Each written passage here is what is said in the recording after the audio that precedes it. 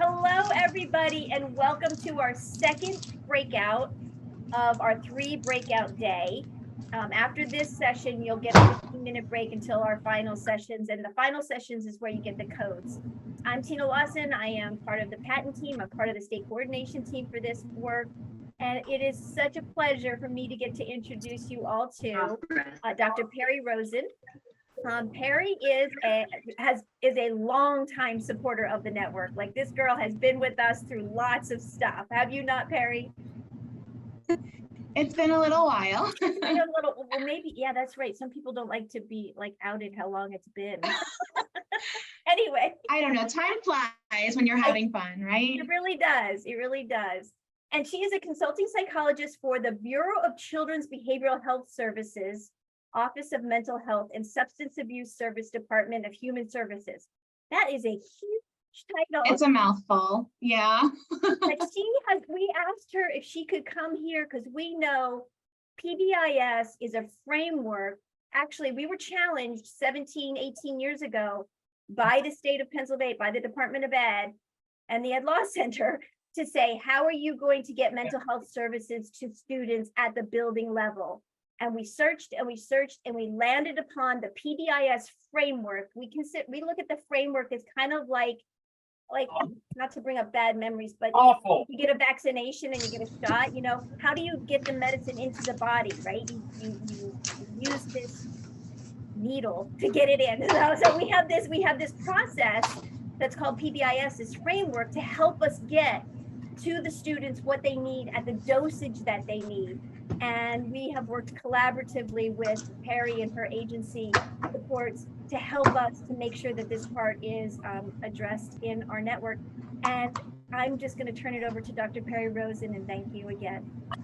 Thank you. I'm so excited to be with all of you this morning. It's great to see some familiar faces, and I'm excited to just be able to talk about this topic. As Tina said, there's been a lot of work happening at the state level around comprehensive mental health supports in schools and really working to align this with a multi-tiered framework. We know that schools are doing so much already, and all of this work really interfaces. In fact, yesterday I was on a meeting where I heard someone say that schools are the prevention arm of the mental health system. And I just thought that was just so, I was like, I'm going to steal that because I believe that, but I never really heard it put in those terms exactly. And we know now that, of course, you all are seeing firsthand the challenges of, the mental health crisis that our youth are facing.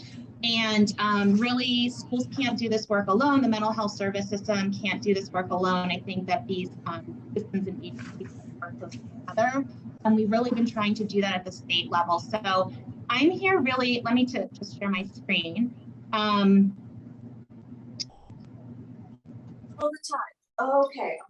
So I am really here just to highlight what comprehensive mental health supports in schools can look like. And I hope that what I'm going to end up doing is pointing out a lot of the things that many of you may already be doing, but maybe aren't necessarily thinking about as part of your comprehensive mental health efforts. Really going to focus on trying to situate these within that multi-tiered framework and share a bunch of resources that hopefully can be helpful. I will apologize in advance because I may end up talking a mile a minute because there's actually a lot kind of packed into this presentation, but I just want to let you all know that the slides will be available after this, and I'm more than happy to be a resource and contact if you have further questions. There's lots of resource links embedded in the slides. So I'll do my best to kind of get through it, and I'll also just try to monitor the chat because if you have questions, feel free to throw those in there, interrupt me. I'm happy to make this kind of informal today. Where I do want to start, and again, I know all of you are the ones that are seeing this firsthand in your schools, but what we know is that these challenges that youth are facing are certainly not new, and they were in fact very significant even before the COVID pandemic. So at that time, because you'll see the citation there, about 1 in 5 youth had a diagnosable mental health condition. We know not everyone that has a condition will end up getting treatment. And one of the most concerning things that I think is important to be mindful of is that on average, it's about 8 to 10 years from the onset of symptoms before anyone would get any kind of formal treatment. And so if you think about it, in most cases for our students, because we're not always recognizing these or having the capacity to intervene early or having practices and strategies to use, it's really not until kids are experiencing much more severe symptoms or even finding themselves in a crisis situation that they do end up getting connected with some kind of help. And so really the focus is on using these multi-tiered frameworks that we know you're all working on for behavior. We know schools are working on these for academics, and we can and should also be looking at these frameworks for supporting mental health. I do a lot of suicide prevention work for the state, and these things really do go hand in hand. I know we're sort of trying to move beyond the pandemic, although it is something Tina and I were just talking about. You know, it's very much alive and well still, but the data coming out of the pandemic is still inconclusive, of course. We're kind of getting little snippets of information on how this is impacting kids, but nationally we know that what we're seeing now in our youth with their mental health is being referred to as a crisis. But some of the data that I just pulled out that I want to share with people is that we do know that our youth from age 3 to 17 were more likely to deal with anxiety and depression during the first year of the pandemic than previously. And the Annie E. Casey Foundation has some really interesting data. They've actually been able to pull this out by state. So we saw a 27.5% change in the state of Pennsylvania for the percent of youth that were diagnosed or reported to have anxiety or depression, going from 2016 to 2020 in that pandemic time. And that was reported by a doctor or healthcare provider on a national survey. If we look, we also know, and I'm sure we could probably spend the whole hour and then some just talking about some of this data. So again, I'm going kind of quickly here. But in looking at this, we also are seeing the national change, right, going from purple to orange. And if you look across racial ethnic groups, you see that there was a change for all racial ethnic groups. Although with our suicide related data, we are seeing some disparities by race and ethnicity, whereas the overall suicide rates actually decreased during the pandemic. When you pull out some of the racial and ethnic groups that were most directly impacted and hardest hit by the pandemic, you do see concerning trends in rates of suicide. For example, suicide rates among Black youth are some of the fastest growing for any demographic group, and that's something that's getting a lot of national attention currently. I also just want to mention some of our data sets do not look at gender in a non-binary kind of way, but the Trevor Project, which is an organization that provides a whole range of supports for LGBTQ+ youth, including a dedicated crisis hotline, they do an annual survey, and they actually surveyed LGBTQ+ youth during the pandemic and got some real-time data from this population in terms of how the pandemic was impacting their mental health. We know that this population, so you're looking at the different lines here of symptoms of anxiety in red, depression in yellow, the percentage that considered suicide, and percentages that attempted suicide. And we know that this population sees many more concerns around mental health and suicide risk than the individuals that identify as in binary ways and as cisgender. And so this is another population to really be aware of, although we know that these struggles are not a direct reflection of their gender identity or sexual orientation, but rather the discrimination that this population faces, the lack of support that this population faces. And in fact, when these individuals have reported that they've been in a more affirming space, or that they've had their pronouns respected, or that they have received more support from family and friends, that has actually been correlated with significantly lower rates of suicidal ideation and other mental health challenges. So that's really important for us to be thinking about in the spaces we're creating in our schools. A few other things real quick, looking at our Safe to Say Something data, we know that there were a lot less reports or tips coming in during that pandemic year. So the pandemic year that I'm talking about is the one where we were back and forth, hybrid, virtual formats, closures for periods of time, right? That year, we saw a lot less tips coming into Safe to Say in general. If you look at the next year on the right, you see that the number of tips went back to kind of what we were seeing pre-pandemic. But what I want to show here is, of course, that the primary concerns coming in as tips tend to stay the same, and they're generally around those mental health issues, significant risk factors for mental health, suicide, those kinds of things, which when Safe to Say something started, they were certainly not anticipating that. They definitely thought that the primary concerns coming in would be about acts of violence, threats to schools, things like that around school shootings. That's kind of was the impetus for them to get started. But mental health has really remained at the top of the issues that they hear coming in. And then the last data set that I feel like I would be remiss if I didn't talk about is our PACE data. I know a lot of you are using this in your schools. It is really critical for prevention efforts. And I think about it almost as every indicator being a potential risk or protective factor for mental health challenges. We have some items that are explicitly focused on mental health and suicide, and you'll see that these have not been trending in the way that we would like to see. So looking at felt depressed or sad most days, self-harm in the past year, so seriously considered suicide, these are in red because they are trending in a direction based on our 2021 results that is not what we're looking for. So we have a lot of work to do, but there certainly are other indicators here that we need to think about when it comes to comprehensive school mental health. So even things like, you know, I think what a lot of people don't realize is that most of our students, if you look at the second line, report feeling safe at school. So most students report feeling safe at school. That's a great indicator, very positive in terms of thinking about school climate. But if you look at the top line, it's close to a third of students that say they actually enjoy being in school. And we'll talk a little bit about connectedness, but you know, a huge part of mental health supports in schools is students feeling like they belong, students feeling comfortable and like they have a trusted adults at school that they can go to if they needed help. So some of these indicators really do have very significant implications for thinking about student mental health in school, even if it doesn't seem like they do directly. I won't spend a ton of time here, but I really just want to underscore that Pennsylvania has had a growing number of legislation that has come out.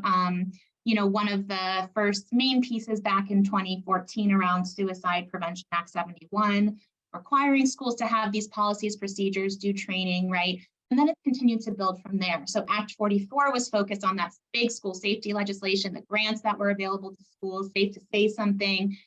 And a lot of the focus initially, again, was on the physical safety within school buildings. But there's a huge component of Act 44 that is focused on the psychological safety that we focus on in schools and the need for schools to assess both their physical and psychological safety. Moving into Act 18, where we're looking at the model trauma-informed plans and those approaches, and then tying in threat assessment teams. And we recently had Act 55, which brought in more training requirements. So, you know, legislatively speaking, there's just a lot that schools also need to be doing right now. And so it really only makes sense that we would look at our multi-tier frameworks and that we would think about how do we align all of these things that we have to do. And so interestingly, this image is from the National Association of School Psychologists way back in 2006. So the topic of looking at school mental health in a comprehensive way is not all that new, actually. And we think about it in the exact same way that we think about PBIS. And there's a lot of kind of core components to this work, right? Thinking about what are we putting in place for all students? What are we, you know, how are we using data and how are we using teaming structures, right, to make decisions about what students need if they're not responding to the universal supports and strategies that are in place, right? How do we identify those students that are at risk for a mental health concern or condition? And what do we do to support those students? They may not have a diagnosable mental health condition. They may just be struggling with their mental health in some way and need some additional support, maybe for a brief period of time, right? And then we have those students that do have some sort of significant functional impairment, right? Again, they may or may not have a diagnosis, but they will need some more intensive supports, at that highest level. And again, we know that when it comes to mental health, schools aren't doing this work alone. So who are all the community partners and resources that come into play? How do schools collaborate with families and with youth around this really important topic that everyone is dealing with, right? Because we all have to work to maintain our mental health. We also do have a document that we worked on, and Tina had mentioned, so through the school-based behavioral health community of practice, we really looked at PBIS, and we looked at, in this case, we're looking at school-based suicide prevention efforts to really see where are those alignments happening. I won't spend a ton of time here, but essentially at a universal level, we are working to create those safe environments for kids. And that is a huge protective factor for their mental health. So all the things that you're doing to create those safe environments are part of those comprehensive mental health supports, right? And then as we go up, we're looking at the strategies and practices to support the students that do need more. So whether there's specific interventions for those students, whether there's additional training that staff members might need, what data is being brought into the conversations and within what teams to help make those decisions. But really that we try to bring everything into kind of this triangle model that we all know and love so much. So I want to get more into each of the tiers and some of the things that schools are, many of you again are probably already doing a lot of these things. And so this is really trying to help pull things together in this organizing structure. But there are also these foundations, right? These things that really underlie all of the other efforts, the things we need to think about before we even pull all our strategies and evidence-based practices together. And these really are no different from the things that you're thinking about as foundations within PBIS. Okay, so I'll just kind of talk through some of these things briefly. Teaming, right? So just like your existing teams are under PBIS, the goals of a mental health team are, again, to meet regularly, to use data to make decisions, to be able to action plan around certain students. And you don't have to have a separate school mental health team, right? You can use existing teams you have. There may be a school climate team. You might be using a PBIS team. You could be using your staff team, right? So where is this work embedded? And how is it embedded? But again, it's not work that should be assigned to any one person. So think about it from that perspective. Then we're also, there's a lot of resources and tools to do needs assessment. And so what we're trying to do is figure out, before we even get into, again, like the tiers, right? What do we already have in place in our school to support student mental health? How is that working? Who's overseeing that, right? So the needs assessment and the resource mapping go hand in hand.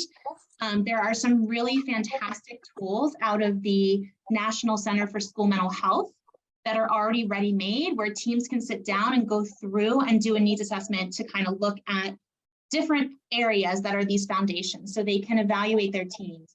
They can evaluate their strategies and supports across the tiers. They can look at things like screening efforts. They can look at things like funding and sustainability. So I'll highlight that at the end, but that's through their SHAPE Center, and it's their SHAPE assessment. So the other thing would be resource mapping. And so again, many of you are probably engaged in this activity already through PBIS, but when we're talking about resource mapping for mental health, we want to think about that from an inside the school standpoint, like what are the strategies and supports that we have within the school to support student mental health and wellness.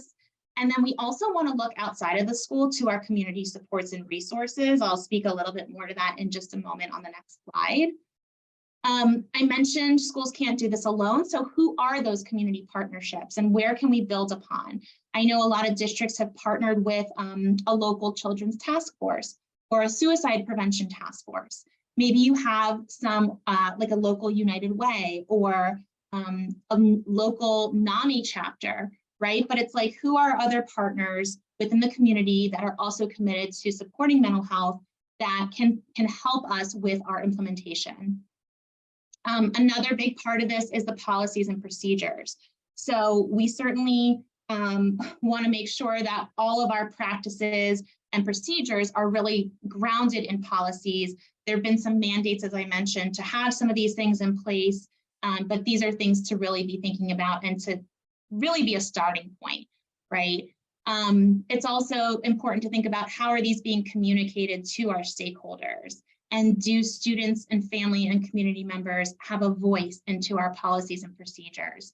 A huge part of just the lived experience component for students and families, especially that have perhaps been connected with the mental health system, perhaps those that have maybe gone through a crisis, and can really be a partner in giving feedback to help improve upon policies and procedures. And then finally, database decision making, of course. When it's come to school mental health efforts, these have not always been data driven, right? And schools haven't necessarily always considered the full range of data that is available to them that can help school teams to really inform that prevention, intervention, and response. So we'll talk a little bit more about that as well. Not to spend too much time here, but I just want to point out some of the other external resources that are helpful to be aware of.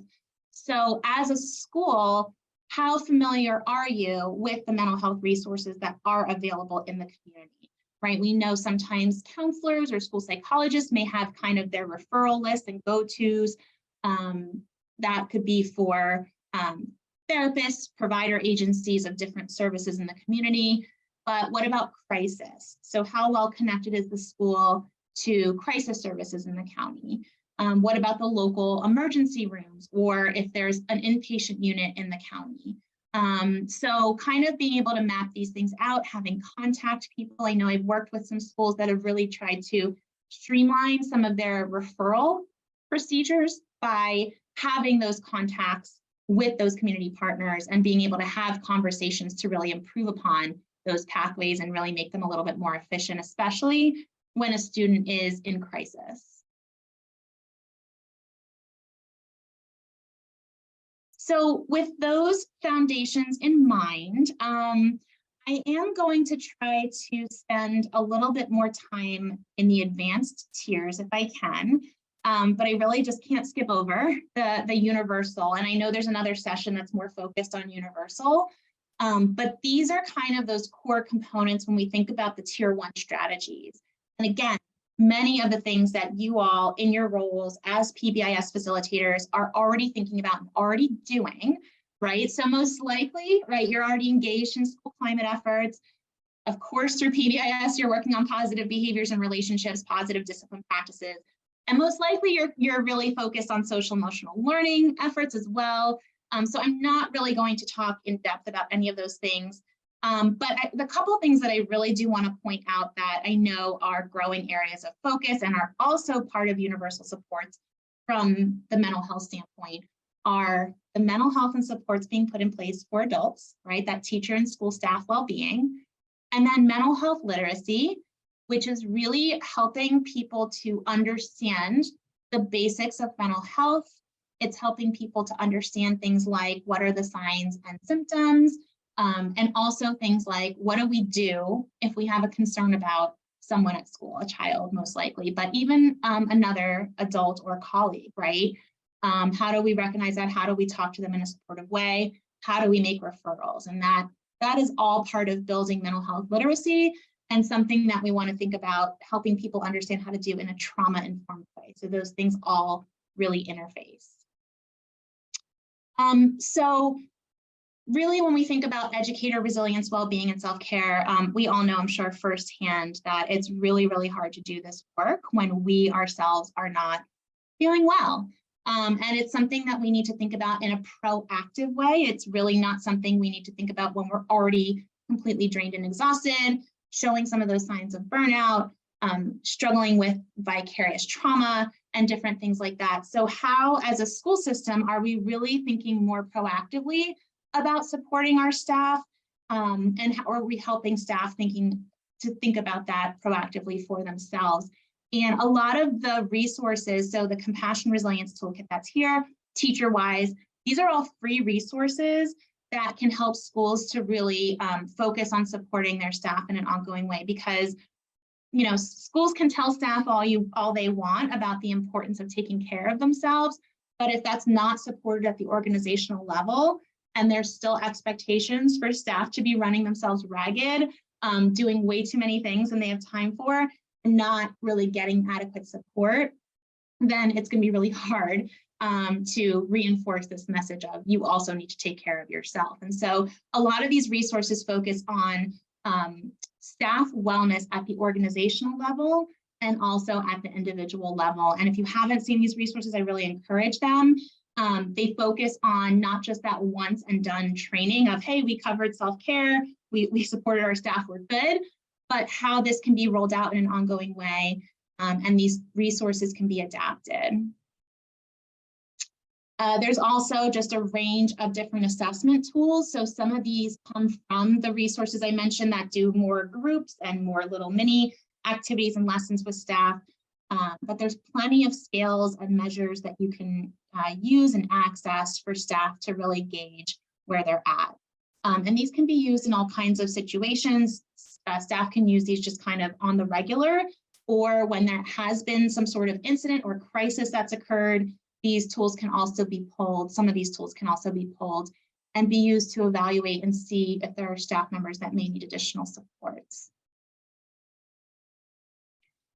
When it comes to mental health literacy, these are some of the types of strategies that would kind of fall under that umbrella. Okay, so, and some of these are mandated through legislation, right? We know we have certain requirements to train teachers and support staff. So maybe some of you have heard of trainings like Youth Mental Health First Aid, or you're doing those things already. Question, Persuade, Refer, which is a suicide prevention training. That is like, those are 101 type trainings that provide that basic information about what is a mental health challenge or diagnosis, what are the signs and symptoms, what do I look for, and how do I respond when I see those things, like I was talking about before. It's essential to train staff before you would move to train students. And a lot of schools now are looking at how do we educate and train our students to also know the signs and symptoms and how to respond, because of course, I know this is the secondary group. It goes without saying that high school students are going to go to their peers most likely before they go to an adult. And a lot of kids may be in these situations where their peers are coming to them. Maybe they are asking them to keep things secretive.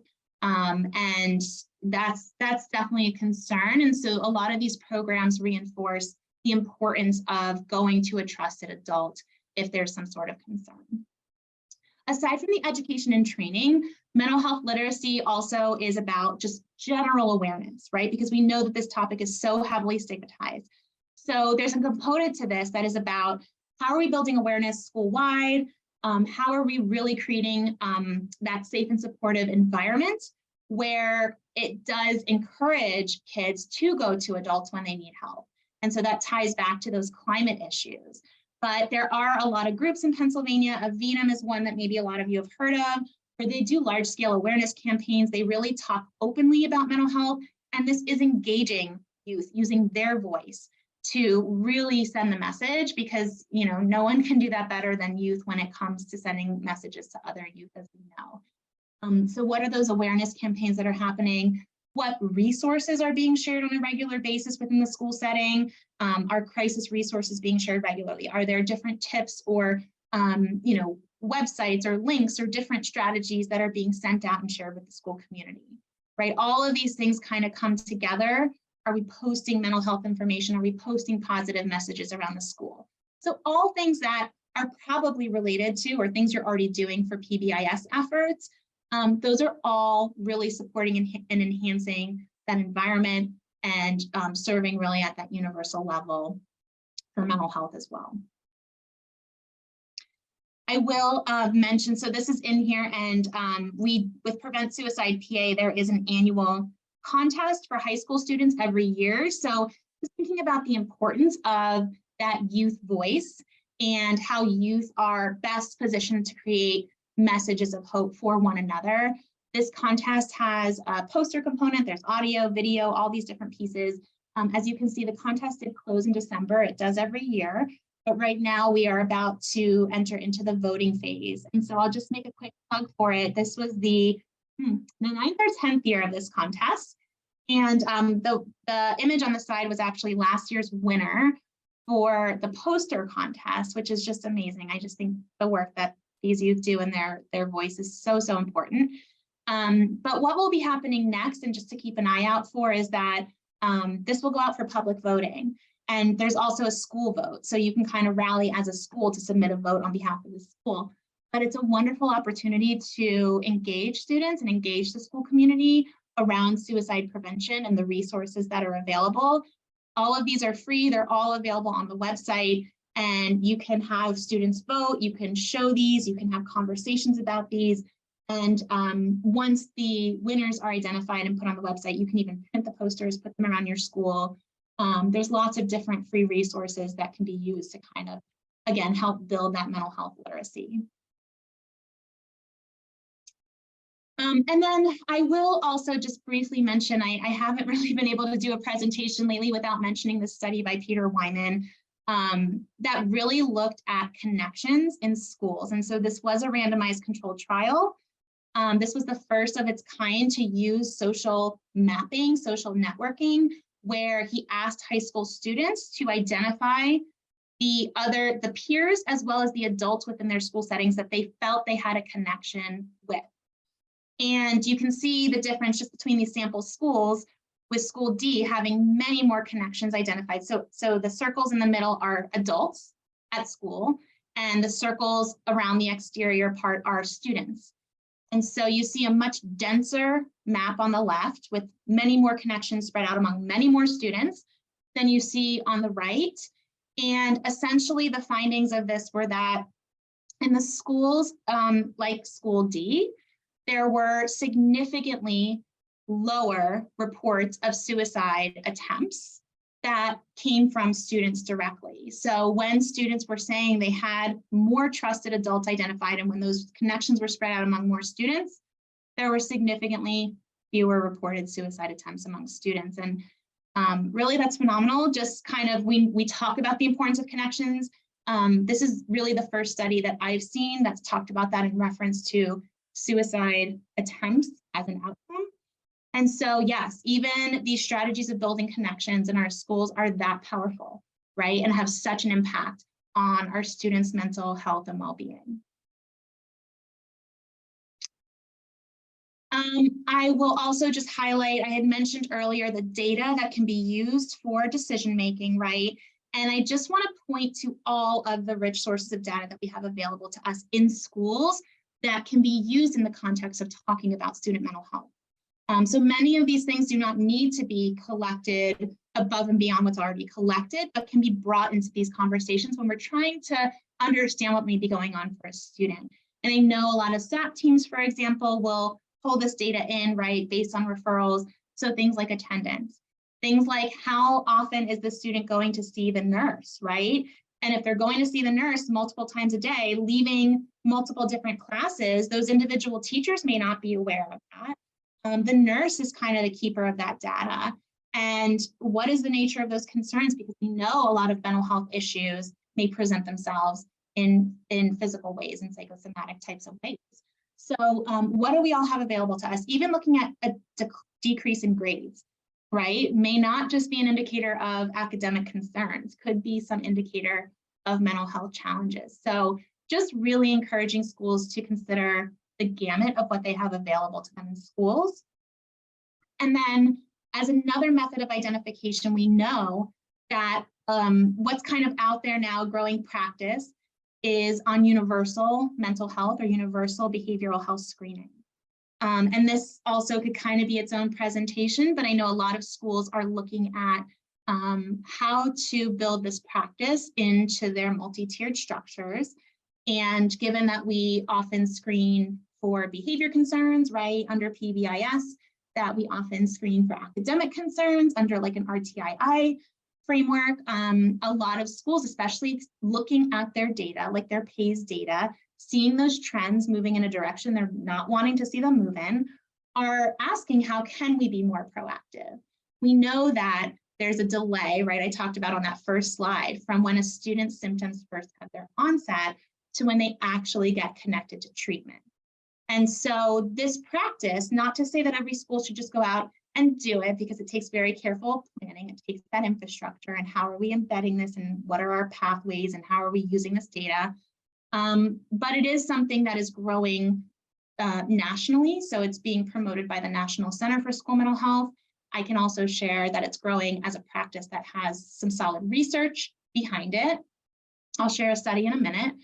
And it's also something that's been growing just, even in our state of Pennsylvania. A lot of schools are looking at this and are identifying different tools to kind of get them the data they need and really carefully planning to build this in to their structures. So I want to share another study, and maybe some of you are familiar with this. This actually did take place in Pennsylvania with Penn State Wellness Center.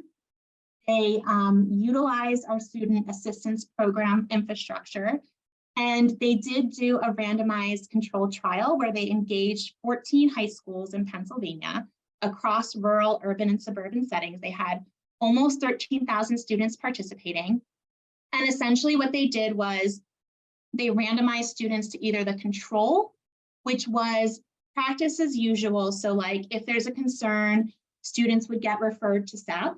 Okay, so no screening happening in those schools. And then the treatment group was universal screening using the PHQ-9, which is a depression screener. Okay, and so students were followed over the course of the year to see whether universal screenings helped increase referral and identification for youth at risk of major depressive disorder, and then also whether it subsequently increased the linkages and access to treatment based on that referral. And that doesn't mean it was formal treatment. It could have been any kind of school or community-based support as per SAP, right? So SAP is about identifying in-school and community support, so not necessarily formalized treatment. And really what they found, in short, was that students that screened positive on the PHQ-9 in the treatment arm of the study had 6 times the odds. They were 6 times more likely to be identified as potentially being at risk for major depressive disorder and referred to SAP in the first.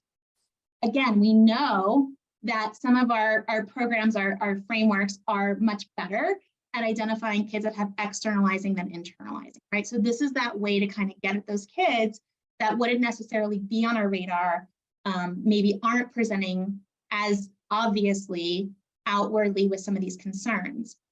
And then students that were referred to SAP were twice as likely to get connected with some sort of support or treatment. So again, just kind of reinforcing that there is some research and data supporting this practice, and that there are supports in Pennsylvania to help schools that are interested in exploring this. Okay, just looking at my time here. So moving into the advanced tiers, okay, we're talking about early intervention, and we're also talking about mental health support and treatment. We're not really going to talk about formalized treatment today so much, but it's more of the in-school supports for students that maybe have some more intensive needs. We'll also talk a little bit about some of the training considerations that staff may have to support students that are getting supported at those advanced tiers. So really these are some of the areas to be thinking about. Okay, so we already kind of talked about some of the ways that kids may be identified. Again, all of that being routed through our teams. And there's also a great resource if you are, obviously all of you are working on PBIS, and since SAP's required in schools, that should also be something you're all thinking about. We do have some great resources that came out of the state to help schools that are thinking about aligning those team efforts, right? But we're usually identifying students that come through those teams, and then thinking about student interventions and supports that may be needed. And then we also want to think about crisis response, which really, sadly, no school is immune to facing a crisis of some nature, right? And this could be anything from an accidental death, to a suicide, to a homicide, right? There's a whole range of crisis situations that occur. Not every crisis involves a death either, right? But just an intense situation that may require some sort of expanded response by the school or district. And of course, on the right, you kind of still see those foundational concepts that everything is coming back to. So I just want to spend a moment thinking about the referral process, because I know this is a place where a lot of schools get really stuck. When you have a lot of teams, right, it gets overwhelming. Which students get routed to which teams for which concerns, right? Or are we just referring kids directly to a treatment service? Are they even going through a team, right? How do people in the school community make referrals? Do staff know how to do that? Do students know how to refer themselves or a peer if they're concerned? And do families know? So these are all the kinds of questions that come up. And the referral process is really a very important place, I think, to focus, especially because it's kind of like the multiple team situation is happening before we even realize it is. And then we're just in meetings where we're talking about the same student in different meetings, or trying to address the same issue in different meetings. And so, you know, a lot of the work and resources coming out at the state level is to really help schools think about, where do the role and functions of our teams overlap? How can we align and integrate those teams to make things more efficient for staff, to support students and families? And so there's a lot to consider just around this alone. There is a great resource that SAMHSA has, but you know, these are just some of the things to be thinking about. And I know, you know, for example, a lot of schools are starting to offer outpatient treatment services, but delivered in schools. So school-based is what it's being referred to. You know, there's pros and cons to doing these kinds of things. And we know when it comes to treatment that we certainly don't want to have, the most important thing is to offer choice to students and families. Certainly having services in-house opens up the opportunity to make it more accessible and easier, logistically easier for a lot of families. But we also have to keep in mind that schools are a huge resource. Strictly doing direct referrals or referring out without having student concerns be routed through teams also loses a huge opportunity for teams to bring in other data, for teams to monitor that student as they may be getting connections through an outside treatment provider, be able to really think about what the school resources and supports can be, because it's very likely that if a student needs some sort of external treatment, that there's a good chance they may need some additional supports in school as well. Not always, but there's a good chance. So really the teaming aspect is critical, and what are our pathways and flow charts? I know, for example, that a lot of schools are looking at like a universal referral form. So can we have one form, and then based on the concerns that are identified on that form, it would get routed to this team or that team, right? And spending a lot of time really fleshing that out right now. Okay, I'm just keeping an eye on the chat. Okay. So wanting to underscore the SAP process here that I've already mentioned, right? And just remind people that schools are supposed to have SAP in place, and there are resources through our regional coordinators and our statewide network to help your school team with SAP as needed. And again, we're supporting the alignment work, we're supporting SAP partnering with school-based outpatient providers, right? But we have some guidance and best practices and considerations on how to do this. And that's something I'd be happy to talk about more afterwards. If anyone has questions about this, they can certainly reach out. There are many evidence-based mental health interventions and supports that are available for students in schools. Although I will say that it's still a growing area. There have not been many randomized controlled trials that exist for some of these programs. And there are websites that you can go to, blueprints, right? The Epicenter.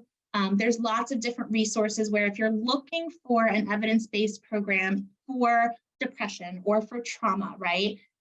Those can be explored, and I would encourage you to kind of start on one of those websites based on what type of group you're looking to run, what type of resource you're looking to do. Okay, but so, you know, without really spending time going in depth about any of these are some of the ones that are out there that do have some research behind them and or are growing in terms of the research. One in particular that has kind of come up recently is that DBT steps A.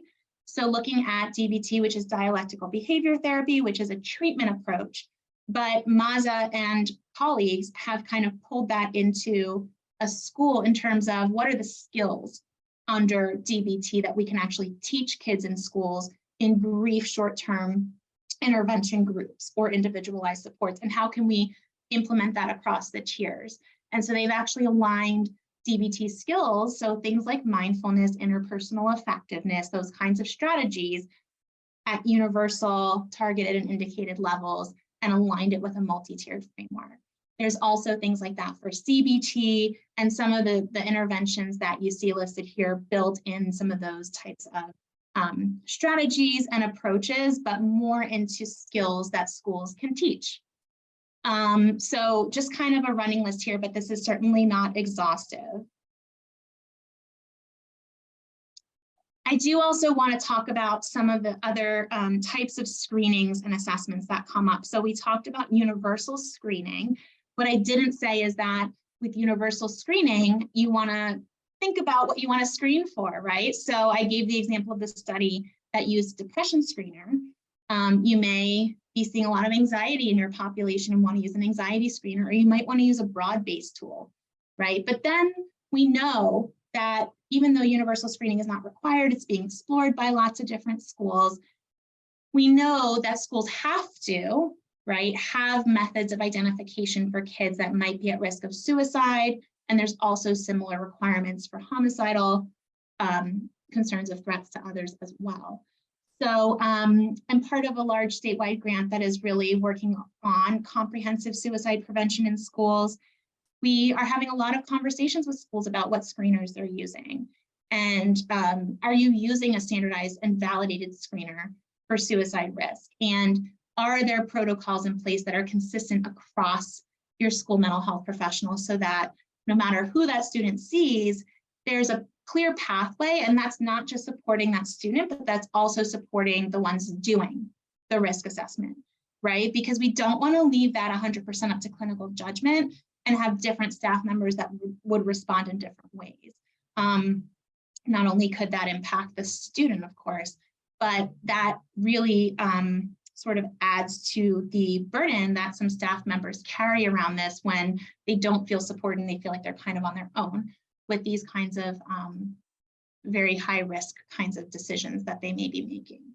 So really looking at these, and now with Act, not Act 44, with Act 67 and the threat assessment teams, this is where policies and procedures are really needing to be relooked at to see how the pathways fit together or don't when it comes to threat of harm to self versus threat of harm to other.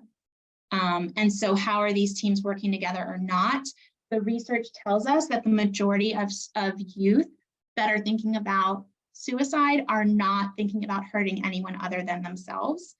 But the majority of students that have homicidal ideation are also at risk of suicide. And so they're sort of different populations to kind of be thinking about, and potentially different pathways in your schools that may interface, but maybe don't have the exact same pathway, if that's making sense. So lots of things to think about, and I included here some of the different screening assessment tools that are most commonly used and looked to from the research literature. Safety planning is another evidence-based intervention. Okay, so now we're talking about at the individual student level. If you haven't heard of these before, this is what replaced the suicide contract, where, you know, going back, right, if a student reported suicidal thoughts, we would have them sign on the line that they're not going to do anything and promise they won't do anything. And that was it. And we kind of left it at that, right? And that is not evidence-based. That's not helpful to anybody. And in fact, it's a pretty big liability. So now we are doing safety planning. Safety plans were developed by Greg Brown and Barbara Stanley out of Pennsylvania, University of Pennsylvania. And there are lots of variations on how you can do this, but this is really helping students that struggle with suicidal thoughts or significant mental health challenges, or even self-harm, non-suicidal self-injury, to create a plan that is hierarchical and sequential for what they will do if they start to notice warning signs in themselves. And it starts with that first step of, what are my warning signs? What are the feelings I get? What are the behaviors I show? What are the thoughts that come into my head? Whatever it is, this intervention is meant to be developed collaboratively with the young person and shared with the family and team to support a youth. And there's a template link there that I've shared. I also will share in the moment before I end a web resource where you can watch a recorded training on this topic and how to do a safety plan. A big part of this, though, and something that we often don't get training on in schools, is that counseling on access to lethal means. So if a child is at high risk, we want to have conversations with the family about keeping the environment safe. And we know that obviously the most lethal method of suicide in particular is firearms, but we also know that that's a very challenging conversation to navigate in our large and diverse state of Pennsylvania. So there are free trainings for staff to feel better equipped to navigate some of those conversations in a sensitive way. All right, I'm just kind of keeping an eye on time. So as far as thinking about data, a lot of schools are now looking at more systematically tracking data for students that they are seeing that are at highest risk. So I think, historically, and what we've had to do as school mental health professionals, which I know everybody's in a slightly different role here, but if you screen a student for suicide, for example, probably keeping track an individual file, right? So definitely documenting, that's probably it, right? But because of what schools are seeing, because schools are wanting to really build out their mental health supports, look at prevention opportunities, right? How else can we educate? What can we do? How can we get ahead of crisis? Is trying to aggregate that data. So creating systems where you can input information about crisis so that you have that in aggregate and that you can disaggregate that data as you need to. So are we seeing trends in crisis referrals for certain populations of our students? Are we seeing other trends in referral outcomes, students that are or are not accessing services or supports that we're recommending after we see them for a crisis situation?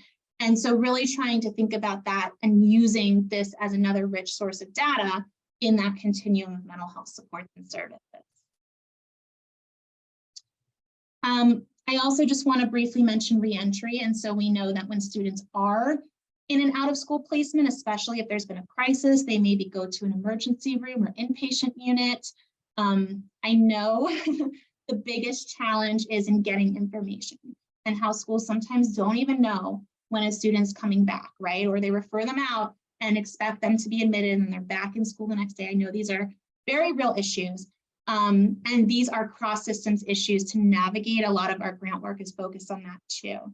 But it doesn't negate the need for schools to have re-entry policies and procedures and try to implement those as best as possible, right? Because kids coming back to school and then being bombarded with a ton of makeup work and no supports, usually kids, if they are in inpatient, right, they're only out for a couple of days. So they come back and the stressors that were there before the crisis are still there. And then there's added stressors on top of that. So what are schools doing to support students, even in short-term ways, similar to what we do for kids that come back after a concussion, right? The return to learn protocol. And what do you have in place for that? So these are just some considerations for reentry meetings, and I'm gonna not really spend time on this now, just so I can kind of try to get through the last couple slides. I do also want to talk about crisis response post-pension, planning ahead for this, and there's lots of considerations here. So really, you're probably picking up on this by now, but almost everything I have kind of squeezed into this hour-long presentation. I feel like any slide or set of 2 slides could probably be their own training, but I can't underscore enough the importance of having crisis response plans in place proactively. The moment of crisis is not the time to be scrambling and figuring out what do we do. And having this in place, having clear roles and responsibilities of different team members, having methods for communication with the community, having crisis resources and supports, knowing the range of interventions that you're going to put in place. Every crisis is different, and those will need to be tailored to that crisis. but you have done a lot of the legwork. And especially knowing that youth are susceptible to contagion when it comes to something like a suicide, right? Crisis response is a huge part of prevention efforts, really is what it comes down to.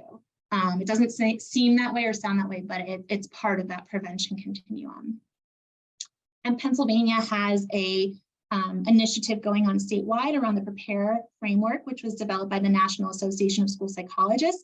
So if you're really looking at opportunities to train up your teams and have a consistent model, a lot of IUs are hosting trainings right now, Patton's hosting trainings for teams to come and really work on this consistent framework to build a common language.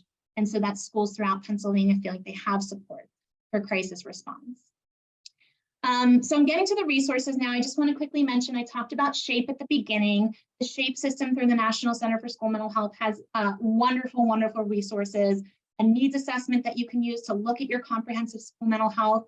It also has an assessment library, and you can kind of filter, you know, if you're looking for screeners or other assessment tools, you can select what you're looking for by age, by grade, by language, right? And they'll filter results if you want something free versus something at a cost.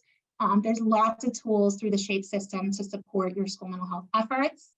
We also have the Suicide Prevention Online Learning Center. So if you're looking for trainings, that could be those 101 trainings or those more advanced trainings for your clinical staff. So whether that's on non-suicidal self-injury, safety planning, some of the other things I mentioned, all of the trainings on this website are free. You just have to register. And then we also are working with a lot of other groups. So we talked about like a VDUM and the youth initiatives. We work with the Pennsylvania Parent and Family Alliance to create resources for families. The Jana Marie Foundation also has a wide range student education curriculum, different virtual resources. And the STAR Center out of the University of Pittsburgh has lots of free tools. They have their own postvention manual with lots of sample tools, templates, step-by-step, walking you through what you need to have in place for suicide postvention specifically, and lots of other resources. And these are just a bunch of crisis resources to be aware of as well. With that, I think I'm going to stop. There's some links on the last one too, but I'm going to stop and just check the chat, see if there's any other questions. Sorry, I used up everything but a minute of our time. You're good.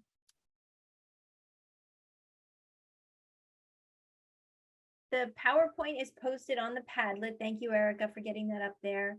I put the Padlet link in the chat.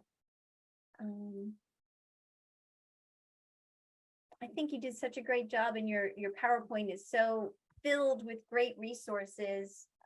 I think there'll be follow-up afterwards with you. I don't know. Yes, please feel free. So here's my contact information.